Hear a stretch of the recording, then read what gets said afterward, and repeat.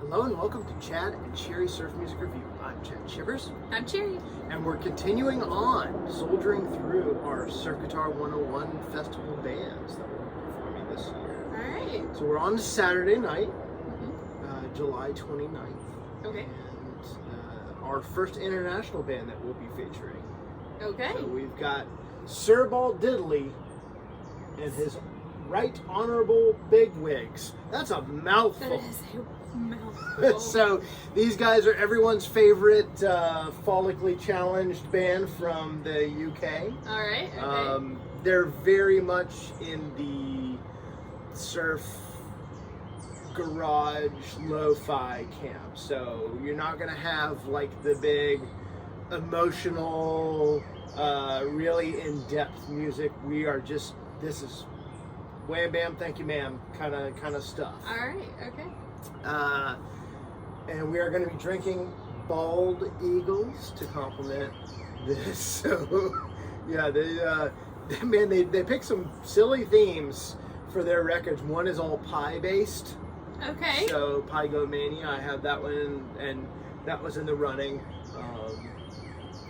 for this as well. But I thought we'd go kind of more classic surf. This is more classic surf. I have three records by Sir Bald Diddley, but this was the winner for me. I think these guys are gonna need some surf lessons when they get out to California. Well, they don't want to ruin the fins. We'll show you the cover here once we drop the needle. But I don't know if the UK is known for their surf. No, not really. I think they do have it, but they do have some coast, yeah. Alright. Yeah. Alright, so we're gonna get started with Bustin Bikinis. Alright. It's track 1.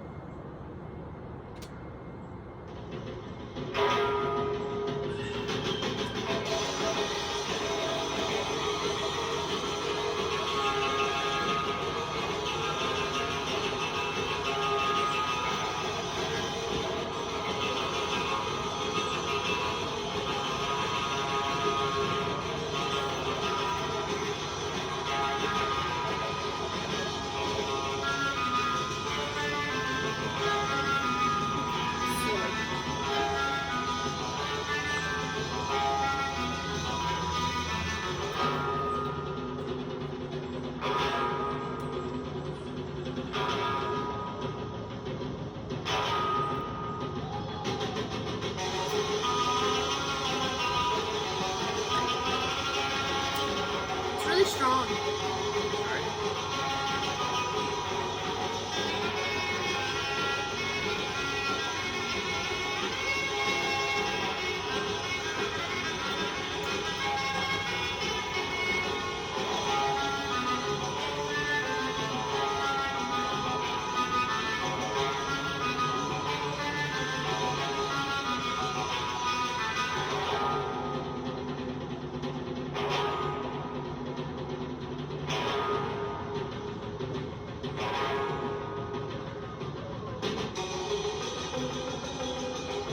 So, very lo-fi.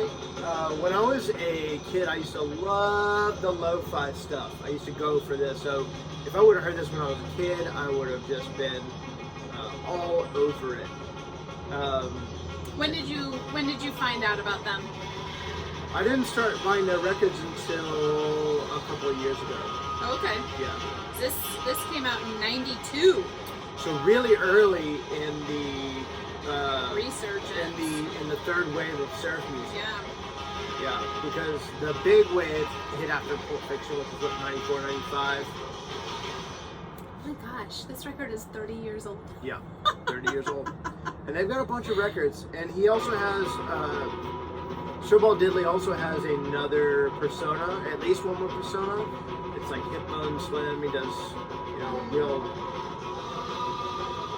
garagey kind of stuff, bluesy kind of stuff. Sorry. So yeah, it's a fun track. It's really like twisty. I really like the lo-fi recording. Mm-hmm. Like I said, when I was a kid, I would have eaten this up. I loved stuff like the Phantom Surfers and the Trash Women. I don't know if the music from this group is as strong as the others that I just mentioned, but just fun, you know. That's kind of, I think that's exactly what they're going for too. They're not trying to reinvent the wheel, but this is going to be a good time in a festival setting for sure. And I'm really grateful for the opportunity to see these guys. So, what do you think, Jerry? I didn't realize that this record was 30 years old. I thought it was way newer. So that just threw me for a loop. No, I don't do the research. I just listen, and I'm just so little interested. But I mean, is it all the same members, or is it just mainly the one guy is bringing a crew? This is a group I know very little about. Okay. So I would probably say the latter. It's probably Diddley and then whoever. Yeah. Okay. All right. To me, I mean, this sounds very much like a lot of the other stuff I've heard. Right. So it doesn't stick out. I wouldn't be able to be like, oh, that's Diddley. Like. Yeah, same. I don't think I'd be able to do that either. So. By the way, that was but a it great. Does sound. That's a great song. That's a cover of Moondog, I think by the Gamblers. That's a great song. Yeah, had some ties to some other groups. Yeah, but yeah, no doubt it's going to be a fun time, you know, and it's a good listen. Right. So, yeah. And this is one of those bands that we've talked about this before. We like bands that don't take themselves too seriously. Yeah. This is your band. If you're in the same camp, that's your band. Mm-hmm. So. And those are the bands that perform, in my opinion, the best. Sure. Because they kind of have very little inhibitions. Like they know how to have a good time. They're rocking. They're there to party. They don't have the technical pieces that they really have to focus on. So Right. they're just focusing. It's just performance. Yep, focusing on the performance. So and vibe and mood yeah. and setting. They're the party setters. And creating an atmosphere. Totally. You know? And I will say, there's something about that lo-fi sound that does create an atmosphere. Totally. And I've talked about it before. I like a little bit of black metal. Mm-hmm. I promise I'm going somewhere with this. Okay. Especially the early black metal, but even some black metal now, it's very lo-fi. And I think that's maybe it was born out of necessity, but it created an ambiance that the genre is known for. Totally. Because it had that kind of wall of sound, real lo-fi I did that. character. So Yeah. maybe that's one reason why I like black metal. And there's some great videos actually, if you want to look them up, of people that play black metal without the distortion. Without distortion, then it sounds like surf music. Is it black metal or surf? Is Right. what it's called, right? There was a guy several years ago making videos of black metal tunes done surf style, and there's an actual band now too that does that. So That's awesome. It's really cool. It is really cool. It sounds really cool too. So there's those kind of weird ties. I don't know how I roped in black metal to Diddley, but hey, here we are. All right, let's. Again, it goes hand in hand with what we've said in a few of our videos, where some of the heavy metal, black metal guys end up coming over into the surf scene, or they were just heavily drawn to the heavy metal scene, may have played it for a second in high school or whatever, but then really was drawn over into surf. Yeah, we had a really nice commenter on our Tikiyaki video. And it was a person, we had made mention of Jim being in a heavy metal band, and the guy was like, yeah, I came from heavy metal too, so thank you for your nice comment, by the way, if you watched this. Previous guest of ours, Jamie Galatis, same thing. Yeah. He came from kind of like a heavy metal, death metal band. Yeah, background. My first high school band, the Squares, which is a surf band, our guitar player was really big into metal. So. But this is our next song. Yeah, so this is Alopecia. Am I saying that right? I've heard it alopecia, I've heard it both ways. Okay. Sorry, let me turn it off. Alopecia is what they say right there.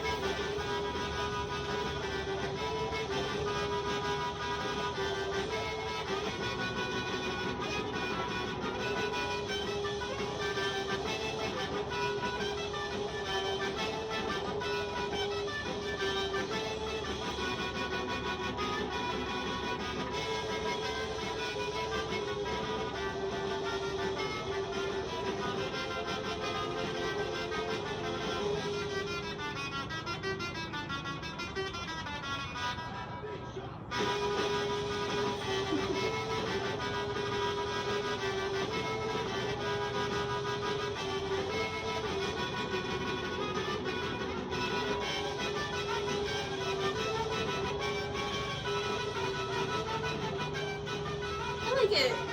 Me too. I like when surf bands add a little bit of like vocals, so crowd participation. Yeah, totally. You know, kind of like I like the little shout outs. I do like the right. Yeah. I like that. It just adds a layer. I do too. So fun song. Yeah. You know, you can be bopping around and just like better shot. You know. This is also a very timeless sounding piece. Yeah.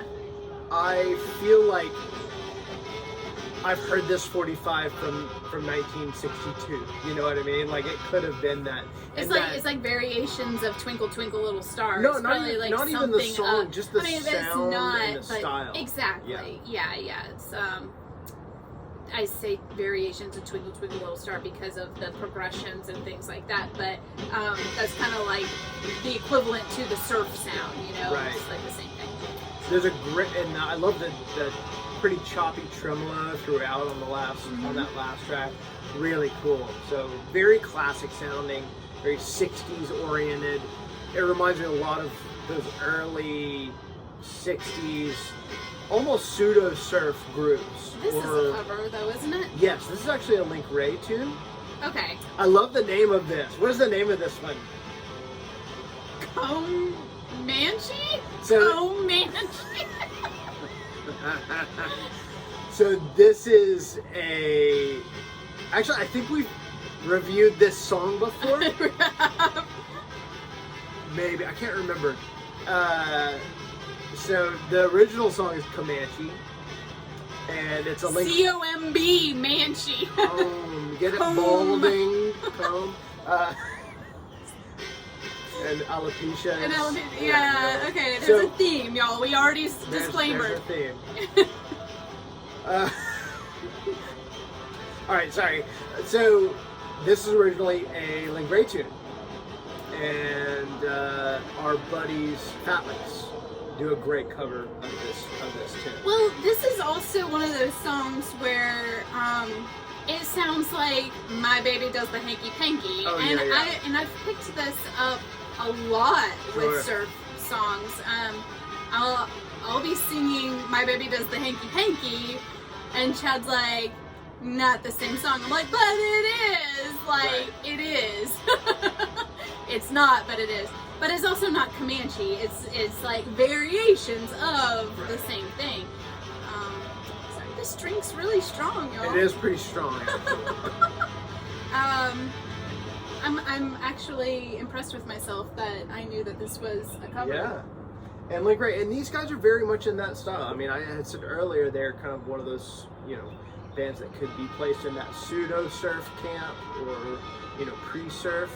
And Link Ray, of course, definitely fits that bill. He was, an instrumental icon by the birth of surf, and Right. everybody was doing Jack the Ripper and Rumble, and Jack the Ripper is a good song. it's a great song. Yeah. All right, so we're going to move on to our last track. And speaking of Link Ray, this is a very heavy contender for a lost Link Ray track. It sounds to me like it could have been done by the man himself. Oh my gosh.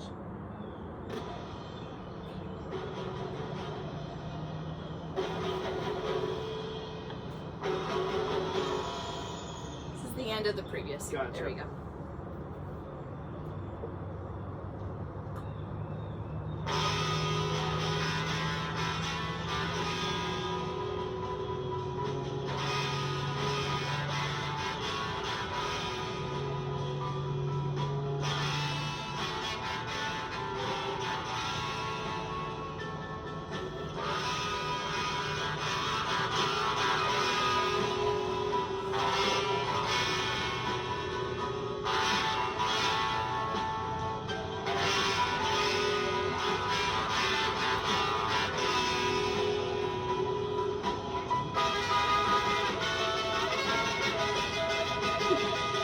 What? Sound like something to you? Yeah.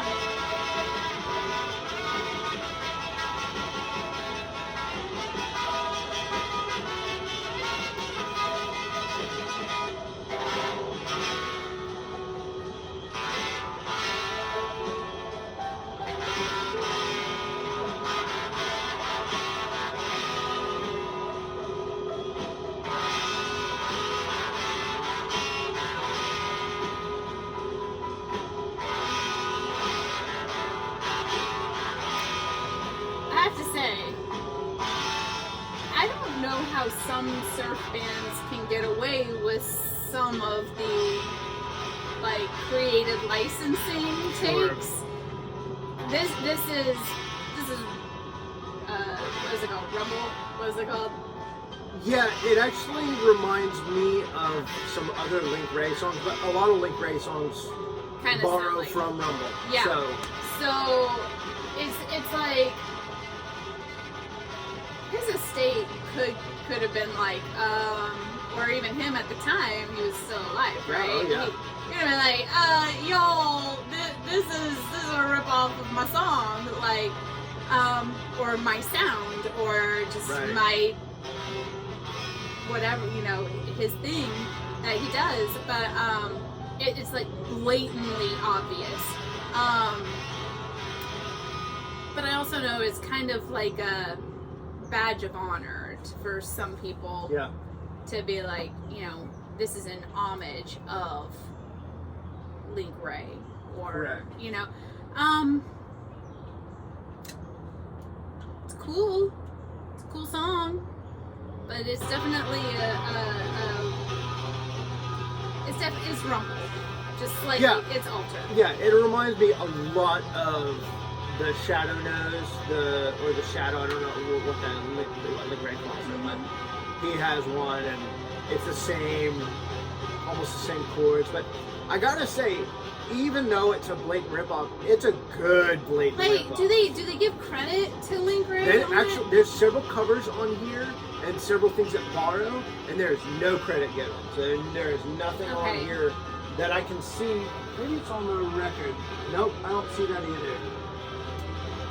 I mean, you should give credit where credit's due, not to, like, you guys, you did a good job, but you should give songwriting credit to the people maybe that... it is on here. I didn't see it's not on the back of the record picture, but it might be on the actual record label itself. But this was done back in '92, when they probably didn't think it would get, you know, as much distribution as they thought, you know. They sure as heck probably didn't think that 30 years in the future Shad and Cherry would be reviewing on YouTube. YouTube, right. So I'm sure they'll give credit where, you know, this is inspired by Link Ray's Rumble, right. You know, or whatever, every time they play it now, but it's almost just a given, you know. And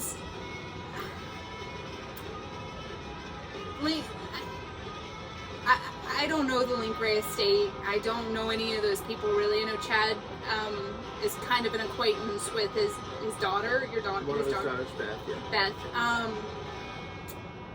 I think they just appreciate like the father's legacy being perpetuated and everything. So it's not like they're gonna come after you for the pennies or whatever that you've generated from the sales of this record, but it's like, in retrospect, it's like, give the artists their credit, you know? I think most people do, and there's also historical precedent too. Like in the 60s, that wasn't like a thing, you know, you didn't necessarily give the exact credit, especially in the 60s. I mean, we've talked about this before. Cherry and I are cultural appropriation. Are big fans of the podcast 500 Songs, the history of rock and roll in 500 songs, and they talk a lot about this kind of thing, the legal aspects, and people getting their dues. And but I think to your point earlier, so I've probably said on the show, I'm a huge Link Ray fan. And we actually had the opportunity, the Squares, my high school band, had the opportunity to get up on stage with Link Ray in, I don't know, it was either the 90s or early 2000s, and play Rumble. And it was, and meeting Link Ray, he was just the sweetest guy and so jazzed to just be there and be appreciated. So I don't think... He's like the grandfather of rock, or father of surf, I mean. Yeah, so, I would totally agree with that. So he's definitely like the king of it. He inspired a whole genre. He basically created a genre without knowing. Yeah, I mean, he was several years before the Ventures or Fireballs, so he was... So when people you know, do a variation or even just sample or just do a cover of his, I know he definitely appreciated, or you know, in spirit now he it's like it's almost like a given. You kind of have to quote Link Ray, or you know, sometime in your career you're playing a Link Ray song. So when you are a trailblazer, you kind of concede and you're just like, yes, you know, please take this and do as what you will with what I provided you. I think this ties in nicely to last week's review, because we talked about the Bel Airs and Paul Johnson and how grateful, you know, Paul Johnson's, he's not a rich dude. He played on some amazing records and deserves all the credit, but hasn't necessarily, you know, received what he's due. Right. And I think like Link Ray too, he never received the credit and the like the monetary dollars. Like dude was touring until he died. Yes. Like, and that's sad, guys. It is really sad to see. I mean, if we're talking about people like Link Ray and Dick Dale and Paul Johnson, all of them have had hard times, you know, and you know, Link Ray basically is buried in a pauper's grave in Amsterdam or wherever it is, Denmark, wherever he's has his final resting place. I didn't know that. Dick Dale, you know, he was touring to pay his medical bills. Poor guy. I mean, he's the freaking king of the surf guitar. Right. And touring in little clubs, like my rinky-dink bands, and just, yeah, it's just tough, you know. So, as we've said multiple times, please support these artists, because they are creating things that they absolutely love, things that we absolutely love. I even think that Cherry has really grown to appreciate the love. Do, guys. I love surf music. I appreciate everything that has gone into this genre of music, and especially, you know, this guy right here. Right. You know, he puts his heart and soul into this, into everything. You cannot even begin to imagine. But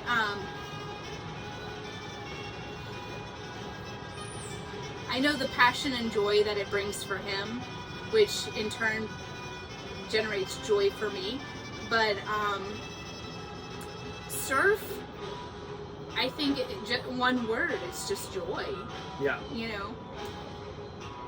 Sure, the music, the act, everything. The just being on the beach and feeling that connection to the waves. Exactly, you know? and it is such a wonderful community to be a part of as well, because it's small, and I'm not saying small to be like holier than thou or whatever. Yeah, or anything like that. It is genuinely a small community, and it almost seems like everybody is connected.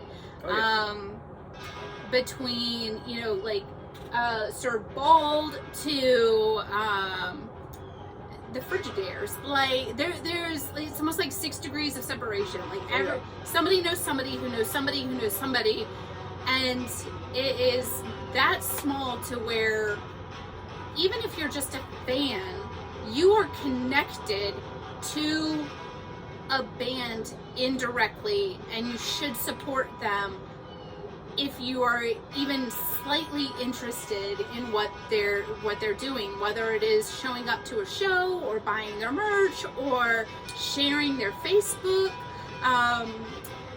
group message, playing whatever. Like it's that small, and in order for it to continue to grow and to capture more of this, like it's almost like a community outreach program, basically. You just kind of feel compelled to continue to just talk about them, to share your experiences with either through Tiki or through the Surf Stomp Syndicate or Southern Surf Stomp Fest or the SG 101 or Surfer Joe, which happened. Surfer Joe, so thank you. It looked so great. And it just happened. So, and we weren't able to get there, but we'll get there. Don't worry. Okay, we'll get there. Support your guys. Okay, these guys, a lot of them, they work a 9 to 5. They do this for the passion of just putting out music. Some of them do try to make a living out of it, and but they're not making a ton of money. They're just getting by. So buy their LPs, buy their EPs, support them on Bandcamp, support their merch. Any of their merch stuff goes right back into their pockets, guys. So even stickers, buttons, t-shirts, vinyl, anything that you can buy.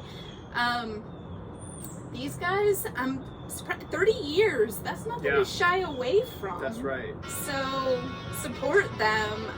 Jeff Hansen, I keep saying Hansen, doing the Lord's work, y'all, with putting out SG 101, the Southern Surf Stomp Fest guys. We're all doing what we can to keep this community thriving, healthy. Like we just want people to enjoy and have fun. That's right. And just building upon what you're saying, you always hear "don't meet your heroes." That is not the case with surf music. I have met many of my heroes in surf music, and some of them are now my friends, which is incredible.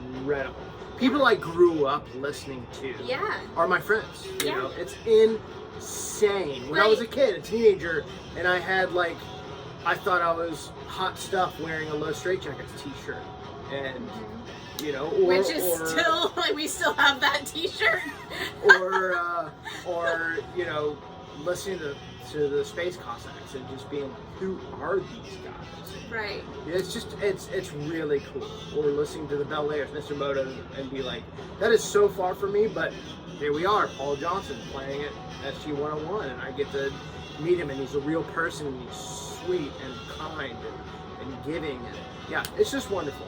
So, also, Cherry was mentioning buy people's merch and records and whatnot. Big announcement. Newest group, the Frigidaires, are releasing a vinyl on one of our favorite record labels, of Chinese Media Records, based in Corpus Christi, Texas. And shout out to Noah. I love that guy. So if you are a fan of 60s style instrumentals or the Beach Boys or Gary Usher, I highly recommend that you pick up this record. It's gorgeous looking. Scott Sudiucci did the album artwork, Dave Klein did the mastering. We're actually, I know this is a little maybe egotistical, but I'm gonna have the guys come on, and once the record's out, we're gonna just talk about our experience with the record and how much fun we've had doing it. So if you're interested, I'll put a link in the description, so check that out. We'll also have a link in the description to Surf Guitar 101 Festival. Tickets are going quick. I think it's getting really close to sold out. The hotels are basically sold out. So get it now, guys, before it's gone. And to be part of this community that Cherry was talking about. And I think that's probably it. So yeah, I think so. So take it home. that's right. So wherever you are in the world, actually, before we do that, if you like this video, please give it a thumbs up and hit that subscribe buttons and the notification bell so you know when we release new videos. We're getting up there, Cherry. I'm so stoked. We have more subscribers than I would have imagined, and more views and more comments. So thank you guys so much for your support. We really appreciate it. We just do this for the heck of it. We really enjoy and just have fun. So with that, wherever you are in the world, we hope you're happy, healthy, and safe. And until next time, Cherry's out. Yeah. Cheers!